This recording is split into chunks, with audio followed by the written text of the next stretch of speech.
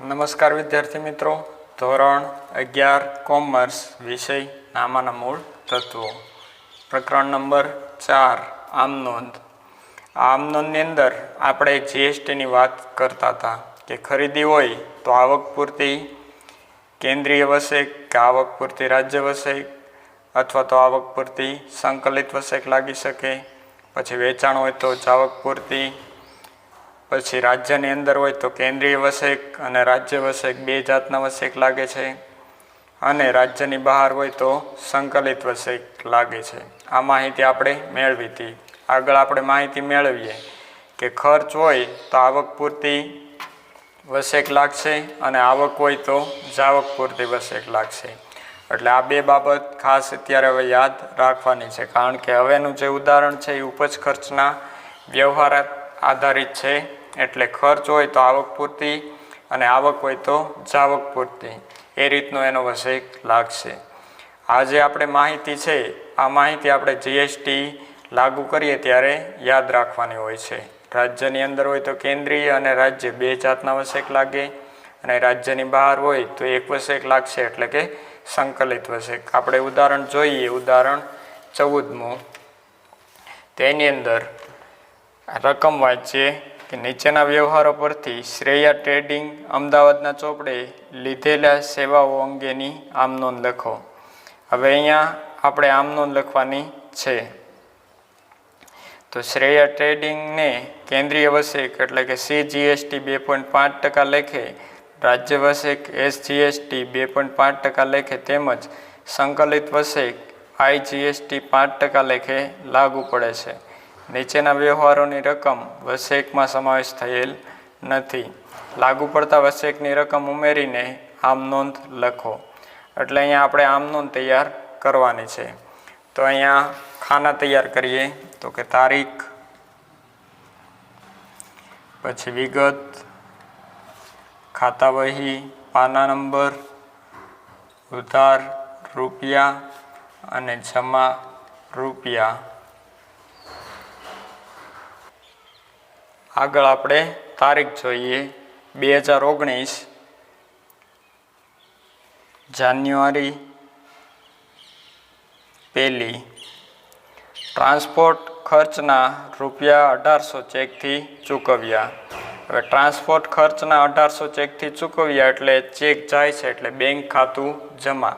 અને ટ્રાન્સપોર્ટ છે એ ખર્ચ છે, તો ખર્ચને આમ નોંધમાં શું કરાય? તો કે ઉધાર. ઉપજ ખર્ચ ખાતાનો નિયમ છે ખર્ચ કે નુકસાન ઉધાર કરો અને આવક કે ઉપજ જમા કરો. એટલે ટ્રાન્સપોર્ટ ખર્ચ ખાતે ઉધાર, ટ્રાન્સપોર્ટ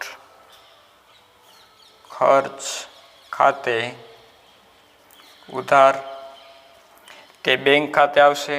હવે અહીંયા વસેક લગાડવાનો છે. ટ્રાન્સપોર્ટ ખર્ચ છે તો ખર્ચ હોય એટલે આવક પૂરતી વસેક લાગે, આપણને ખ્યાલ છે. હવે અહીંયા રાજ્યની અંદર છે કે રાજ્યની બહાર છે એ કેમ ખબર પડે? તો કે જ્યારે આપણને રાજ્યની બહાર હશે ત્યારે કાઉન્સમાં એ રાજ્યનો ઉલ્લેખ કરેલો હશે. અહીંયા કાઉન્સમાં રાજ્યનો ઉલ્લેખ નથી કર્યો, એટલે રાજ્યની અંદર હશે એમ માનીને આપણે ચાલવાનું. એટલે બે જાતના વસેક લાગશે. આવક પૂરતી કેન્દ્રીય વસેક ખાતે ઉધાર, આવક પૂરતી રાજ્ય વસેક ખાતે ઉધાર તે બેંક ખાતે. કારણ કે પૈસા છે આપણે ચેકથી ચૂકવીએ છીએ. અહીંયા કેટલા છે? તો કે 1800 રૂપિયા છે. આ 1800ના કેટલા લેખે? તો કે 2.5% લેખે આપણે જીએસટીની ગણતરી કરવાની છે. અહીંયા જે 14મું ઉદાહરણ છે એની રકમ એ રીતના છે કે કેન્દ્રીય વસેક 2.5% અને રાજ્ય વસેક 2.5% અને સંકલિત વસેક 5% લેખે લાગુ પાડવામાં આવ્યો છે. અહીંયા જે શ્રેયા ટ્રેડિંગ છે એ અમદાવાદની છે. હવે એની જે વસેક છે એ 2.5% લેખે આપણે ગણતરી કરવાની છે. તો 1800 ગુણ્યા 2.5% એટલે 45 રૂપિયા આવશે. તો 45 અને 45 તો બંનેનો સરવાળો કરીએ તો 1890 રૂપિયા આવે। તો આ ટ્રાન્સપોર્ટ ખર્ચની જે આમ નોંધ છે એ જીએસટી સહિત આ રીતના લખવામાં આવે છે। પછી આગળની તારીખ જોઈએ 4 તારીખ। આંગળીયા ખર્ચના ₹3000 ચૂકવ્યા। હવે આંગળીયા ખર્ચના ₹3000 ચૂકવ્યા એટલે રોકડ જાય છે, રોકડ જાય તો જમા। આંગળીયા ખર્ચ છે, ખર્ચ શું કરાય તો કે ઉધાર। તો આંગળીયા ખર્ચ ખાતે ઉધાર। આંગળીયા ખર્ચ ખાતે ઉધાર। પછી 2 જાતના વસેક એટલે આવક પૂરતી કેન્દ્રીય વસેક ખાતે ઉધાર, આવક પૂરતી રાજ્ય વસેક ખાતે ઉધાર। તે રોકડ જાય છે એટલે તે રોકડ ખાતે। હવે અહીંયા પૈસા 3000 છે તો એ 3000 આ 3000ના 2.5% 3000 ગુણ્યા 2.5% એટલે આવશે 75 રૂપિયા। એટલે 75 આ ત્રણેયનો સરવાળો કરીએ એટલે 3150 રૂપિયા આવે છે। પછી આગળની તારીખ વાત કરીએ તો 8 તારીખ। વીમા પ્રીમિયમ ₹4000 ચેકથી ચૂકવ્યું। અહીંયા વીમા પ્રીમિયમ ચૂકવવામાં આવે છે કઈ રીતના તો કે ચેકથી। વીમા પ્રીમિયમ એ શું છે તો કે ખર્ચ છે। ખર્ચ આમ નોંધમાં શું કરાય તો કે ઉધાર, એટલે વીમા પ્રીમિયમ ખાતે ઉધાર। હવે ચેકથી ચૂકવ્યા એટલે બેંક ખાતું જમા થાય કારણ કે ચેકથી ચૂકવ્યા છે। અહીંયા આમ નોંધ લખવાની વીમા પ્રીમિયમ ખાતે ઉધાર, વીમા પ્રીમિયમ ખાતે ઉધાર। હવે અહીંયા 2 વસેક લાગશે, આવક પૂરતી કેન્દ્રીય વસેક, આવક પૂરતી કેન્દ્રીય વસેક ખાતે ઉધાર, આવક પૂરતી રાજ્ય વસેક ખાતે ઉધાર। તે આ જે છે આપણે વીમા પ્રીમિયમ એ ચેક દ્વારા ચૂકવ્યું એટલે બેંક જાય તો જમા એટલે બેંક ખાતે। અહીંયા વીમા પ્રીમિયમ છે એના પૈસા કેટલા છે તો કે 4000 રૂપિયા, એટલે વીમા પ્રીમિયમના 4000 રૂપિયા। હવે એના 2.5% લેખે કરીએ તો 4000 ગુણ્યા 2.5 એટલે 100 રૂપિયા બંનેમાં આવશે। તો સરવાળો કરીએ તો 4200 રૂપિયા જમા સાઈડ આવે। આગળની તારીખ જોઈએ 10 તારીખ। 10 તારીખની અંદર જાહેરાત ખર્ચના ₹600 ચેકથી ચૂકવ્યા। હવે જાહેરાત ખર્ચના આપણે કેવી રીતના ચૂકવ્યા તો કે ચેકથી ચૂકવ્યા। ચેક જાય તો જમા। જાહેરાત ખર્ચ છે એ ખર્ચ કહેવાય। ખર્ચને આમ નોંધમાં શું કરાય તો કે ઉધાર, એટલે જાહેરાત ખર્ચ ખાતે ઉધાર, જાહેરાત ખર્ચ ખાતે ઉધાર। પછી 2 જાતના વસેક એટલે આવક પૂરતી કેન્દ્રીય વસેક ખાતે ઉધાર। પછી આગળ આવક પૂરતી રાજ્ય વસેક ખાતે ઉધાર। અને તે આના પૈસા કેવી રીતના ચૂકવ્યા તો કે ચેકથી ચૂકવ્યા, એટલે તે બેંક ખાતે। હવે અહીંયા જાહેરાત ખર્ચ છે તો જાહેરાત ખર્ચના કેટલા તો કે 6000। આ 6000ના 2.5% લેખે ગણતરી કરીએ 2.5% એટલે 150 રૂપિયા આવે। 150 એટલે સરવાળો આવશે 6300 રૂપિયા કે જે બેંક ખાતે આપણે લખ્યા છે 6300। પછી વાત કરીએ તો આગળની તારીખ 18 તારીખ। તો 18 તારીખની અંદર ભાડું 5000 ચેકથી મળ્યું. હવે ભાડું છે અહીંયા મળે છે, તો ભાડું મળે એની આમ નોંધ શું થાય તો કે આવક છે. ભાડું મળ્યું એટલે આવક છે. તો આવક હોય તો એનો વસેક કયો લાગે તો કે જાવક પૂર્તિ, એટલે એની આમ નોંધ લખીએ. હવે ભાડું શેની દ્વારા મળ્યું તો કે ચેક દ્વારા મળ્યું છે. હવે ચેક દ્વારા ભાડું મળે એટલે બેંક આવે, બેંક આવે તો ઉધાર, એટલે બેંક ખાતે ઉધાર. હવે જે ભાડું મળ્યું આપણને ચેક દ્વારા મળ્યું એટલે બેંક ખાતે ઉધાર. હવે ભાડું મળ્યું છે, મળ્યું એટલે આપણી આવક થઈ, ઉપજ થઈ, તો તે મળેલ ભાડા ખાતે, તે મળેલ ભાડા ખાતે. હવે ભાડું એટલે એક પ્રકારની આવક થઈ, આવક થાય એટલે જાવક પૂરતી કેન્દ્રીય વસેક લાગુ પડે, તો તે હવે અહીંયા કયો વસેક લાગુ પડશે તો કે રાજ્યની અંદર છે એટલે બે જાતના વસેક લાગુ પડે. એક તો જાવક પૂરતી કેન્દ્રીય વસેક અને બીજું જાવક પૂરતી રાજ્ય વસેક. એટલે તે જાવક પૂરતી કેન્દ્રીય વસેક ખાતે, તે જાવક પૂરતી રાજ્ય વસેક ખાતે. હવે અહીંયા મળેલ ભાડું છે એ ભાડું કેટલા રૂપિયાનું છે તો કે 5000 રૂપિયાનું ભાડું છે. 5000 રૂપિયાનું ભાડું.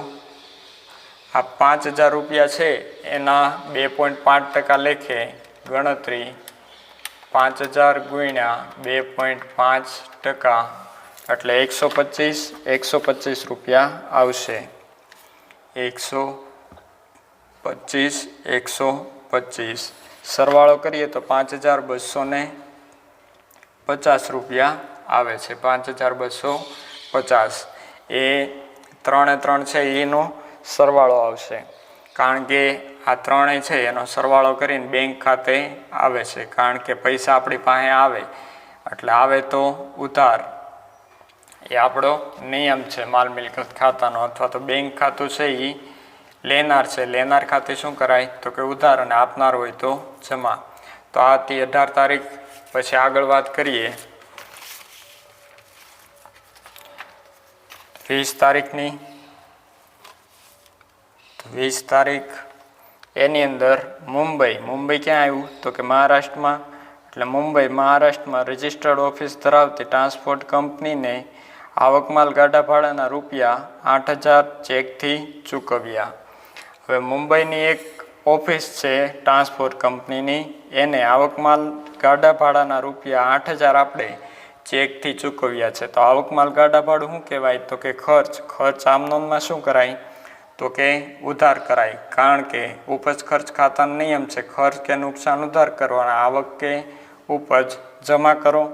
એટલે અહીંયા આવકમાલ ગાડા ભાડું એ ખર્ચ છે, તો ખર્ચને શું કરીએ તો કે ઉધાર. એટલે આવક માલ ગાડા ભાડા ખાતે ઉધાર. હવે આવકમાલ ગાડા ભાડું ઉધાર કર્યું. હવે અહીંયા જે ખર્ચ છે એ ખર્ચ રાજ્યની અંદર છે કે રાજ્યની બહાર છે તો કે રાજ્યની બહાર છે. તો રાજ્યની બહાર હોય એટલે સંકલિત વસેક લાગે. હવે અહીંયા ખર્ચ છે એટલે આવક પૂરતી લાગશે, તો કે આવક પૂરતી સંકલિત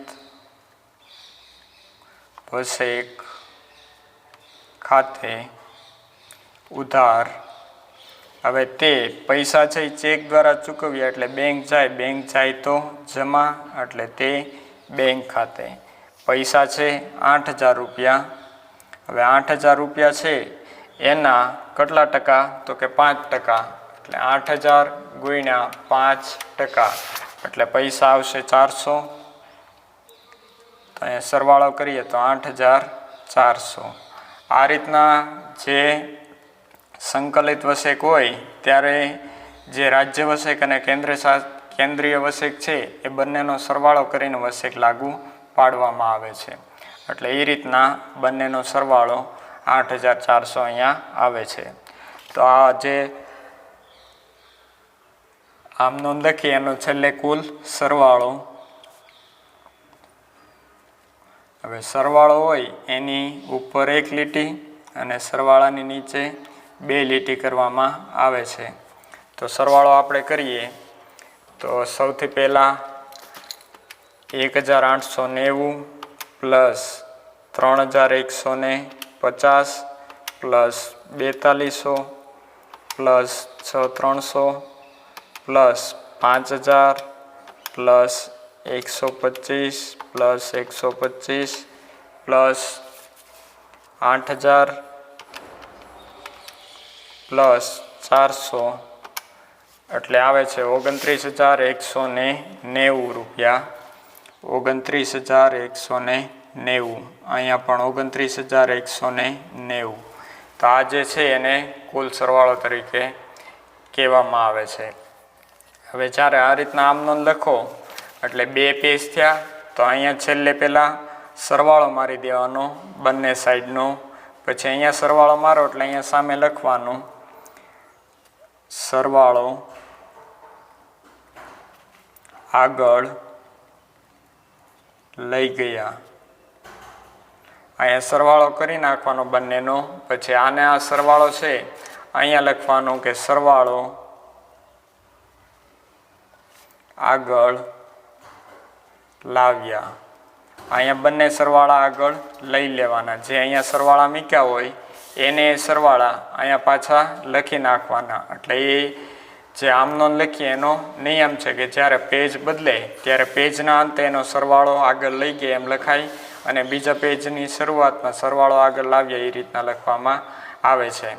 તો આ હતી વાત ઉદાહરણ નંબર 14ની કે જે ઉપજ ખર્ચના ખાતા આધારિત આમ નોંધ વસેકની હતી. તો આજે આપણે અહીંયા સુધી રાખીએ અને આવતા ઉદાહરણમાં આપણે માલ મિલકતના જે ખાતા આવે એને લગતી જે આમ નોંધ છે એની વાત કરશું.